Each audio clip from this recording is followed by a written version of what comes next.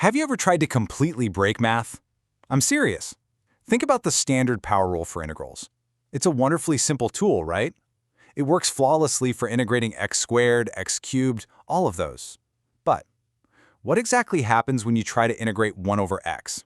If you plug n equals -1 into that familiar rule, well, you end up dividing by 0. And as we all know, dividing by 0 basically breaks the universe of calculus. You literally hit a massive, unavoidable roadblock. So how do we fix a mathematically broken rule? By the end of this explainer, you're going to understand exactly how mathematicians bypass this paradox using the natural log, the math behind the number e, and how to apply these concepts to any base. Here is our roadmap. 1. The power rule paradox. 2. Meet the number e. 3. Unlocking exponential functions. 4. Any base, any problem. And 5. Summary and final thoughts. Section 1. The power rule paradox, solving the 1 over x integration problem. Let's dive right in and discover the incredibly elegant solution mathematicians came up with to get past our dividing by 0 problem. To solve this nightmare, we actually can't use algebra at all. We have to look at geometry. We define a brand new function using the accumulated area under the curve y equals 1 over t. Just imagine filling a tank with water, starting from a marker at 1. As you pour water in, the accumulated area from 1 to some point x is exactly what we define as the natural logarithm of x, or ln x. So it's a geometric, area-based solution to an algebraic problem. Pretty clever, right? And here is where it gets really interesting. Think about how these familiar algebraic rules naturally just fall right out of our new area-based definition. Because it's literally an area, the natural log of 1 is 0. I mean, if you start and stop at 1, you haven't accumulated any area yet. And almost magically, accumulating this specific shape's area gives us those classic logarithm properties where multiplication inside the log turns into addition on the outside. Now wait a second, a really common student confusion always pops up right about here. You might be asking, wait, why does the integral of 1 over u require absolute values? I see people get tripped up on exams with this literally all the time, so let's clear it up right now. It all comes down to the domain. See, the original function, 1 over u, exists perfectly fine for negative numbers. But our standard natural log, which we just defined as an area starting at +1, doesn't. By slapping those absolute value bars around the u, we seamlessly extend our domain so the formula actually works for negative numbers too. This is an absolutely crucial point to remember for your tests. Do not forget those bars. Let's make this super concrete with a quick example. Suppose we want to integrate the function x divided by the quantity x squared plus 4. We can just use a step-by-step u substitution. Step 1, let u equal that denominator, x squared plus 4. Step 2, the derivative, du, is 2x dx. Step 3, we substitute, pull out a 1/2, and suddenly, bam, we are just integrating 1 over u. Using our new rule, our answer becomes 1/2 the natural log of x squared plus 4 plus our constant c. And hey, notice there are no absolute value bars here? That's because x squared plus 4 is always positive anyway. No dividing by 0, no broken math. Section 2. Meet the number e, the boss character of calculus. Now that we've got the basic area idea down and we've fixed our paradox, let's introduce a very, very special constant. I like to call it the boss character of calculus. Think back to our water tank analogy for a second. We are accumulating area under the curve 1 over t. Well, the number e is intuitively defined as the exact, precise endpoint on our x-axis where that accumulated area perfectly equals 1. It is the unique real number where the natural log of e equals exactly 1. This brilliantly illustrates the connection between a purely abstract geometric concept and a physical number. Now, while e is an irrational number that goes on forever and ever, just thinking of it as roughly 2.718 really grounds the concept in reality. It's not magic, it's literally just a specific coordinate on the number line where our area condition is perfectly met. Section 3. Unlocking exponential functions, the perfect inverse.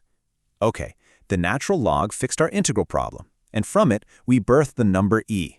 Let's shift gears to exponential functions and see how they actually born directly from the natural logarithm. Check out the symmetry here. We've got the natural log of x on one side and the exponential function, e to the power of x, on the other. Because they are perfect inverses of each other, we simply define y equals e to the x as the exact, literal equivalent of saying the natural log of y equals x. They mirror each other, undoing one another perfectly, like a mathematical lock and key. Now pay close attention to this next part because it is incredibly important. The crucial point here is that if you take the derivative of e to the power of x, you just get e to the power of x. We find this using implicit differentiation, but what it actually means is that the rate at which the function is growing is exactly equal to its current value. It is its own derivative. That is a massive calculus superpower.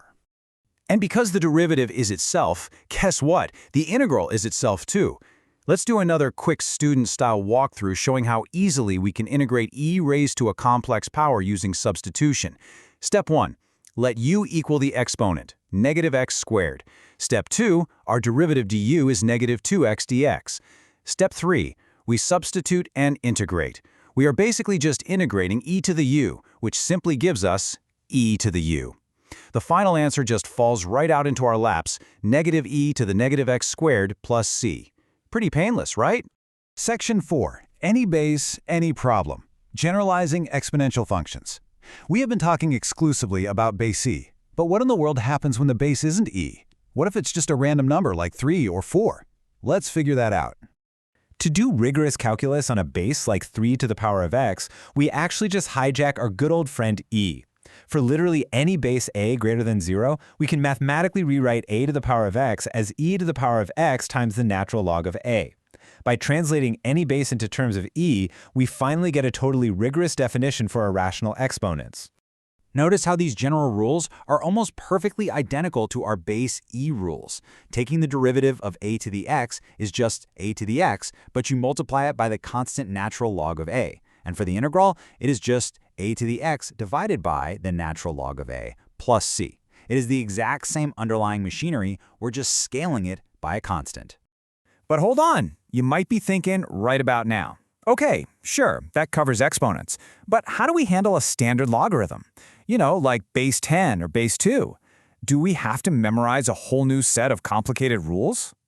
The answer is a resounding no. It turns out, thanks to the change of base formula, all logarithmic functions are just constant multiples of the natural logarithm anyway. Log base a of x is simply the natural log of x divided by the natural log of a. This makes taking their derivatives incredibly simple, using the exact same rules we have already been using today. No new rules required. Section 5. Summary and final thoughts. Wrapping up the calculus. Let's bring this whole thing together and summarize the key points of our journey, from a totally broken math rule to completely mastering exponents.